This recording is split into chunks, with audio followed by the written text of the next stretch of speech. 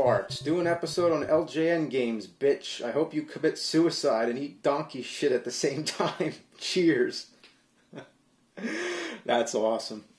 Yo, AVGN, how's it hanging? I have an idea on how to keep your games fucking sweet and make a movie that will kick so much ass that I will need new butt cheeks. Now that's a good quote.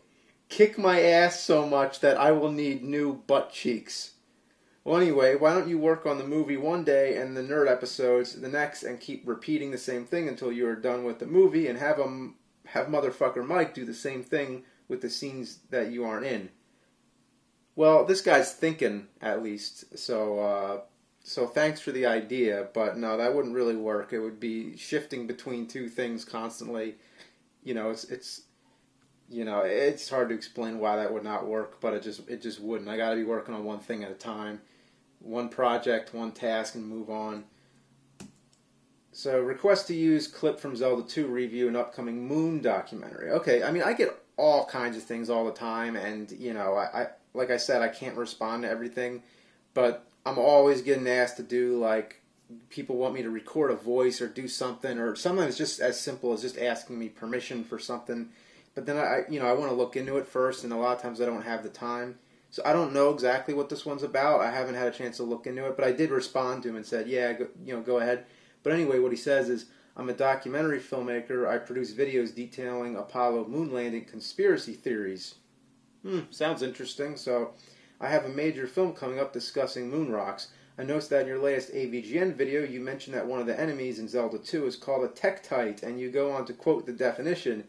It might interest you to know that the real Tektites are believed by some scientists to be of lunar origin because of their chemical composition similarities to Apollo samples. In my upcoming video, I quote the exact same definition you do. That being said, I was wondering if I could use the Tektite clip from your review in my upcoming documentary. It certainly would make a cool cameo by the Angry Video Game Nerd. So, sounds interesting. I hope to check it out sometime. But Tektites, I never thought I'd hear more about that. Okay, the heading of this one is douche. Play fast break. I love you. Your mother. Your mother. So, well, and it's like, it's not saying your mother. It's like addressed from my mother. So okay, play fast break. Well, it's coming from my mother apparently, so okay. If you put me in your movie, I'll give you my next paycheck. No, that's alright. You can keep your paycheck. You probably need it more than I do. Like I said, if you put me in your movie, I'll give you my next paycheck. I am a very experienced actor, and I love the whole AVGN thing. Please, please, please, please, please, please, please, please, please. Now, this is a perfect example of what not to do in an email. This is what you do not do. Okay, here's another long one. So I just beat Ninja Gaiden. If you did, congratulations, because that is one of the hardest games I've ever played, and I could not beat it. Holy fucking shit, do I have a headache right now? I bet you do after playing that. For the last 2 hours, I have been cursing nonstop at my laptop, and this was only for the final bosses. Honestly, the only thing I can say for the second one is to go fuck itself. I tried coming up with different strategies, but they would end up being debunked quickly, especially when half the times the sword wouldn't register as a hit and go straight through the boss. I ended up just taking my time and striking the boss when necessary. However, the first time I did this, I got him down to about 2 bars when I realized I had a time. 10 seconds left to go, so I rushed, losing my 3/4 full health faster than the timer running out. This happened about 2 more times until I successfully finished off the bastard. The final boss is so much easier than the second one. Pretty much all you have to do is keep your timing and dodge when necessary, and then you'll beat in 20-30 seconds. It took me a couple tries since the projectiles take about 3 bars away from your health, and it shoots a shitload. I do admit that I used an emulator and didn't technically beat the game legitly. The only times I used the save states was on the final boss, since I remember from your video that when you die, you go all the way back to the beginning of the level, so fuck that noise. So fuck that noise. I think he meant fuck that nonsense. So I don't know why that got categorized under funny emails. I have heard some, I guess I thought this was one of those emails where people are telling me that, I said in the Ninja Gaiden video that when you get to the last 3 bosses, that the game does not replenish your health between all the bosses, and some people have told me it does. Well, I tried to verify it, and actually what it seems to be the case is that if you die on one of the bosses, which I did, then when you get to the bosses again, the second time, it does not replenish your health, just like I showed in the video. But if you beat all 3 bosses the first time and don't die on them, then it will replenish your lives, your health. So the game is more punishing to you if you don't do it perfect the first time. So that's the truth. I through all this stuff, I found out more stuff about Nintendo games than I ever thought I would.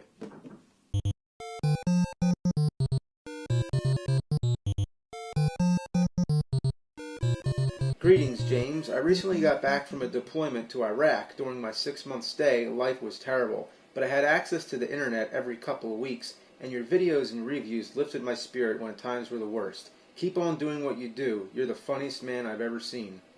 I'm glad that you keep the show going. I really like the Halloween episodes. Over in Iraq, I got yelled at several times for having AVGN written on my helmet, and sure enough, your name spread like wildfire through my company, so you're a hit with the Army. Thanks again.